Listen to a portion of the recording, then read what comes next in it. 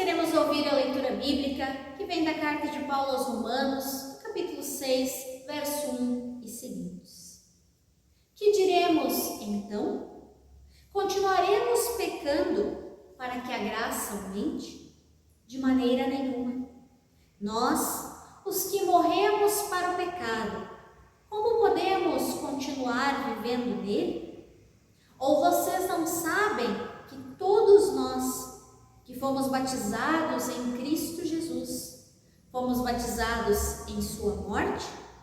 Portanto, fomos sepultados com ele na morte por meio do batismo, a fim de que, assim como Cristo foi ressuscitado dos mortos, mediante a glória do Pai, também nós vivamos uma vida nova. Se dessa forma fomos unidos a Ele, na semelhança da sua morte, certamente o seremos também na semelhança da sua ressurreição. Pois sabemos que o nosso velho homem foi crucificado com ele, para que o corpo do pecado seja destruído, e não mais sejamos escravos do pecado. Pois quem morreu foi justificado do pecado.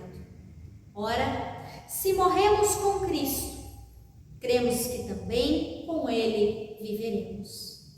Pois sabemos que, tendo sido ressuscitado dos mortos, Cristo não pode morrer outra vez. A morte não tem mais domínio sobre ele, porque morrendo, ele morreu para o pecado uma vez por todas, mas vivendo, vive para Deus.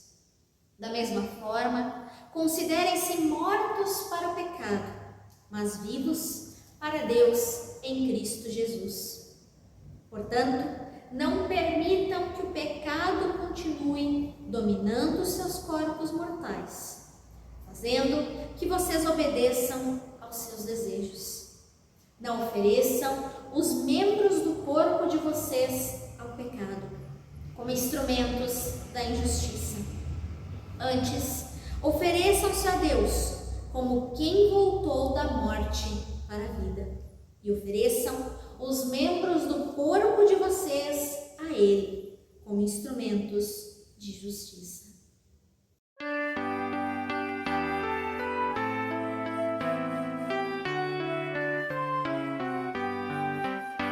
A tua palavra é semente e tu és o semeador.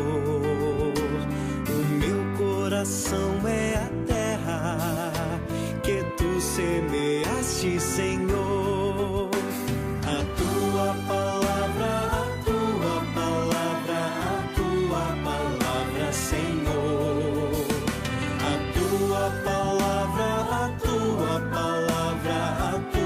palavra é amor. Meditando eu certo dia na tua palavra, Senhor, senti que do alto descia a graça do Consolador. A tua palavra, Senhor. A tua palavra é amor.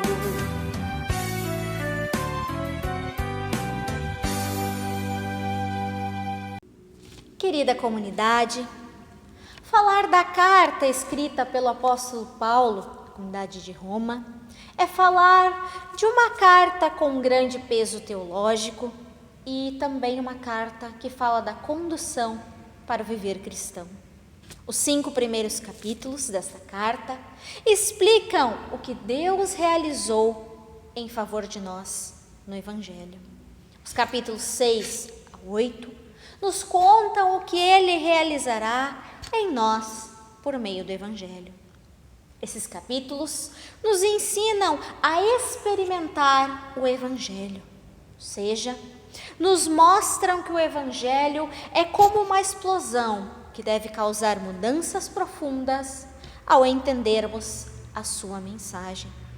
Sendo assim, O texto que ouvimos não nos fala da graça do Evangelho, do que Cristo fez por nós, mas sim de como devemos nos comportar a partir do momento que entendemos a mensagem do Evangelho, ou seja, que Cristo é Senhor sobre o nosso viver.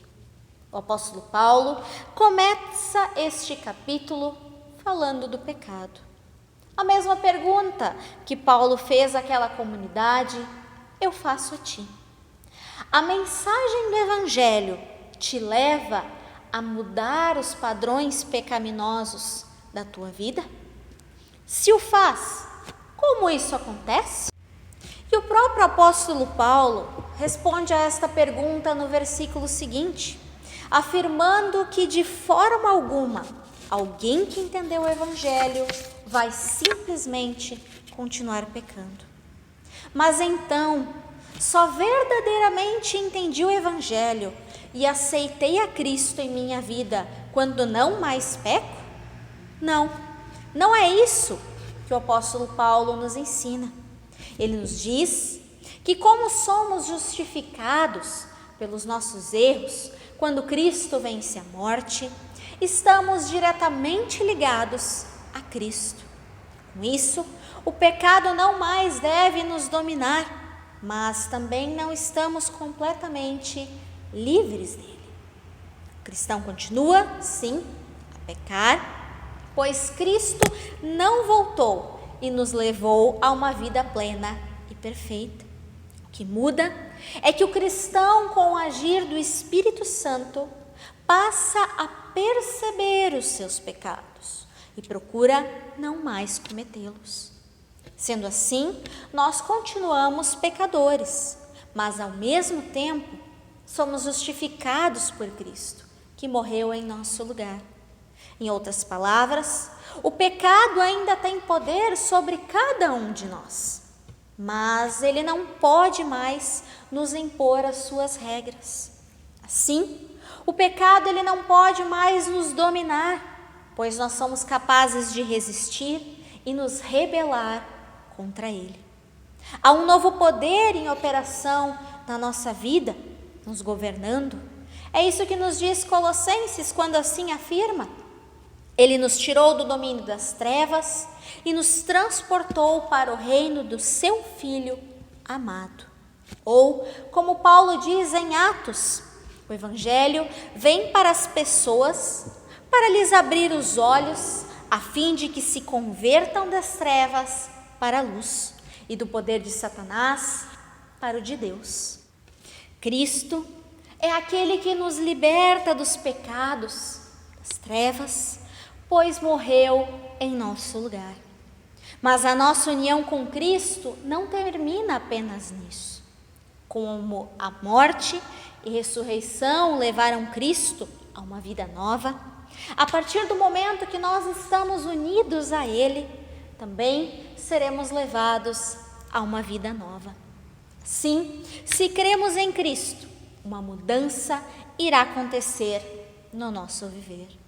E como nos diz o texto, dia após dia, nós somos chamados a nos entregar a Cristo, renunciando o nosso velho ser. Embora o pecado permaneça em cada um de nós, com bastante força, ele não mais controla a nossa personalidade e a nossa vida. Sim, com o agir do Espírito Santo no nosso viver, dia após dia, nos aproximamos mais da figura de Cristo e nos distanciamos cada vez mais do nosso ser pecador. Essa é a vontade e o querer de Deus. E nós temos de lutar por isso. Sim, entendemos as palavras dos versículos 8 e 9 lidos anteriormente, que nos lembram que com a ressurreição de Cristo, nós também somos chamados a uma nova vida, aqui na terra, onde nós buscamos nos afastar dos pecados e viver com Cristo, aguardando a sua volta. Mas quais são os sinais de que alguém está morto para o pecado, de que não mais vive nele, porque o pecado deixou de reinar sobre a sua vida? Paulo, ele não afirma que os cristãos não podem cometer pecado de vez em quando, nem mesmo que não podem lutar contra os pecados que mais se repetem no seu viver, mas que não podem continuar sempre de novo pecando do mesmo jeito ou cometendo o mesmo erro. Quando somos cristãos verdadeiros, o pecado que cometemos nos incomoda e com isso não apenas pedimos perdão por cometê-lo, mas buscamos não mais deixar que esse pecado nos domine. Que assim possamos ver em nossas vidas o quanto temos pecado e nos distanciado de Deus, ou o quanto temos crescido passo a passo em direção à vida eterna.